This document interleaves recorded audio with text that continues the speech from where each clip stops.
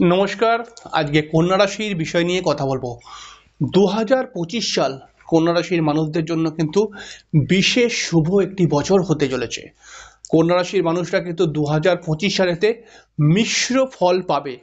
2024টি কন্যা রাশির মানুষরা কিন্তু বিভিন্ন স্ট্রাগল, বিভিন্ন বাধা, বিভিন্ন সমস্যার মধ্যেখান থেকে কিন্তু এগিয়েছে।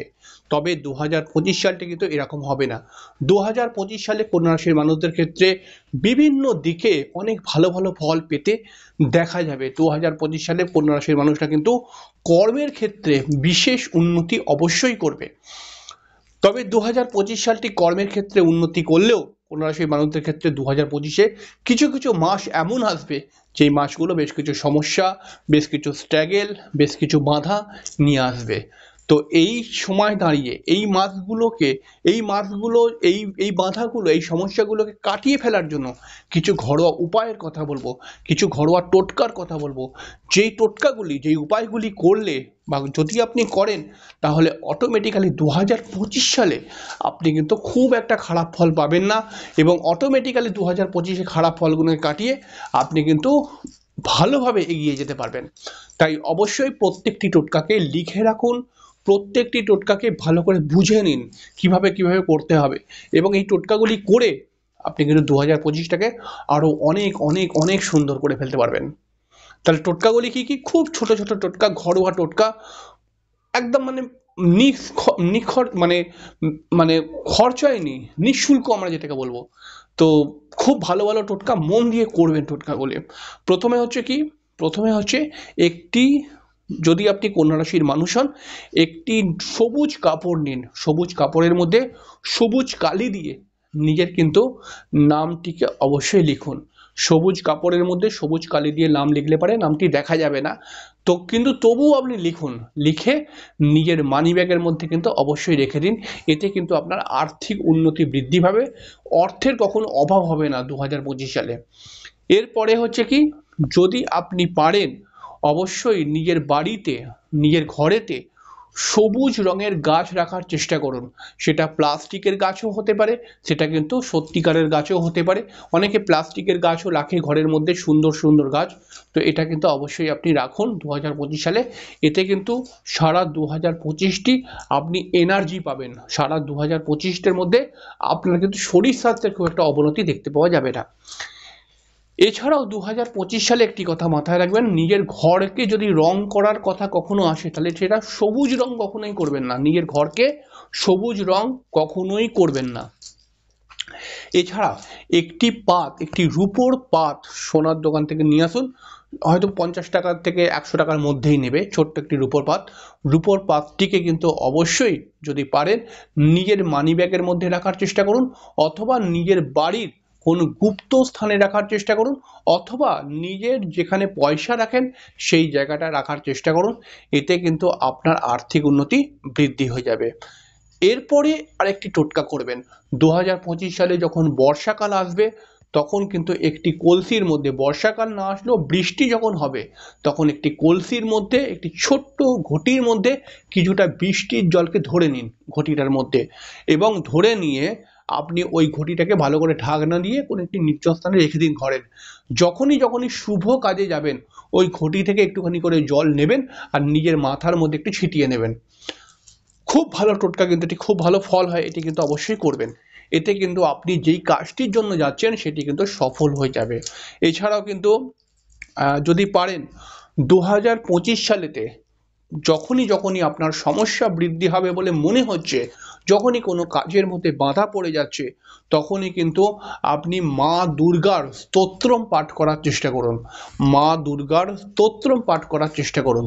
যদি পারেন 2025 সালে একটি সবুজ রঙের আংটি, অর্থাৎ পান্নার আংটি ধারণ করতে পারেন।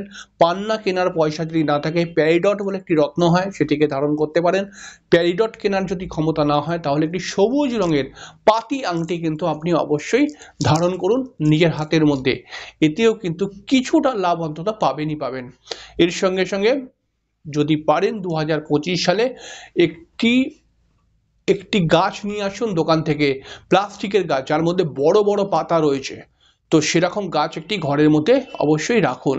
এতেও কিন্তু আপনি খুব ভালো পজিটিভ এনার্জি পাবেন এবং আপনি কিন্তু আপনার সমস্যা, শারীরিক সমস্যা অনেকটাই রিকভার হয়ে যাবে আস্তে আস্তে করে।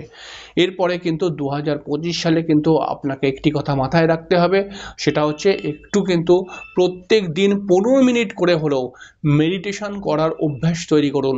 মেডিটেশন কি করে করবেন সেটা কিন্তু আপনি ইউটিউবে গিয়ে সার্চ করবেন যে মেডিটেশন কেমন করে করতে হয়, সেটা ইউটিউব দেখিয়ে দেবে বিভিন্ন ভিডিও, সেগুলোকে দেখে আপনি কিন্তু প্র্যাকটিস করুন। প্রত্যেক দিন 10 মিনিট থেকে 15 মিনিট মিনিমাম মেডিটেশন করার চেষ্টা করুন, এতেও কিন্তু আপনি অনেকটা ভালো লাভ পাবেন। এছাড়াও কিন্তু বুধবার দিনকে অবশ্যই কিন্তু উপোস করার চেষ্টা করুন। যখনই হয়তো সারা বছর উপোস করতে হবে না, কিন্তু যখন যখন আপনার সমস্যা আসবে যেই সমস্ত মাসে, সেই মাসগুলোর মধ্যে বুধবার দিনকে উপোস করার চেষ্টা করুন, এতে কিন্তু ভালো ফল পাবেন। উপোস করতে যদি না পারেন, বুধবার কিন্তু মাছ মাংস খাবেন না, বিশেষ করে মাছ মাংস ডিম এই তিনটে জিনিসকে অ্যাভয়েড করুন বুধবার দিনকে, তাহলে পারে কিন্তু আপনি অনেক ভালো রেজাল্ট পাবেন। এছাড়াও যদি আপনি ধরুন বেশ কিছুটা আর্থিক সমস্যার মধ্যে যদি পড়ে যান 2025 সালে, তাহলে পারে কিন্তু একটি ছোট রূপোর পাত নিন। রূপোর পাত নিয়ে সেই রূপোর পাতটার মধ্যে একটি ছোট্ট ফুটো করুন, ফুটো করে একটা সুতো বাঁধুন, সুতো বেঁধে কোনো গাছের মধ্যে গিয়ে, গাছের ডালের মধ্যে গিয়ে ওটাকে আটকে দিন।